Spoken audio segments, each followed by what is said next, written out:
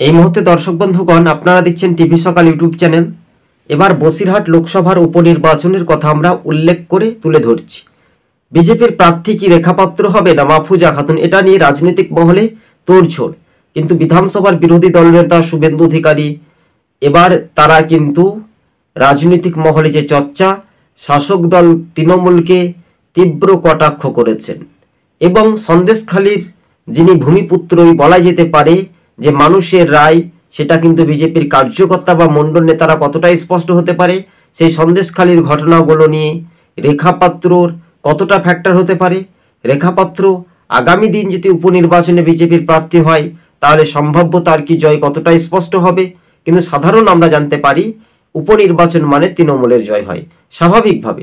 তেমনি রাজনৈতিক মহলে যে সমীকরণ বা রাজনৈতিক মহলে যে সম্পর্ক, সেটাই কিন্তু দ্রুত গতিবেগে এগিয়ে যাওয়ার সম্পূর্ণ রকমের যে একটা আলাদা চিত্র, এবং সেটাই কিন্তু গতিবেগটা দেখা যাচ্ছে। তাই উত্তর পূর্বের রাজ্যে ত্রিপুরার যেহেতু আমরা দেখতে পাচ্ছি ত্রিপুরাতে যেমন বিজেপি ক্ষমতায় রয়েছে, তেমনি তৃণমূল এই রাজ্যে ক্ষমতায় থাকলেও আগামী দিন বিজেপির কতটা স্পষ্ট হবে। কিন্তু লোকসভা ভোটে এককভাবে ভালো ফলাফল করেছিল ভারতীয় জনতা পার্টি।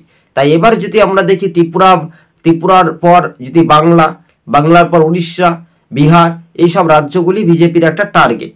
তাহলে লোকসভার উপনির্বাচন 2025-এ সম্ভবত আমরা ধরে নিচ্ছি বসিরহাট লোকসভা কেন্দ্রের উপনির্বাচন, যে হাড়ুয়া, মিনাখা, সন্দেশখালী, বাদুরিয়া এইসব আসনগুলো বিধানসভাতে কোন দল, বসিরহাট উত্তর, বসিরহাট দক্ষিণ, তাহলে বিজেপি সম্ভবত একটা ফ্যাক্টর হতে পারে।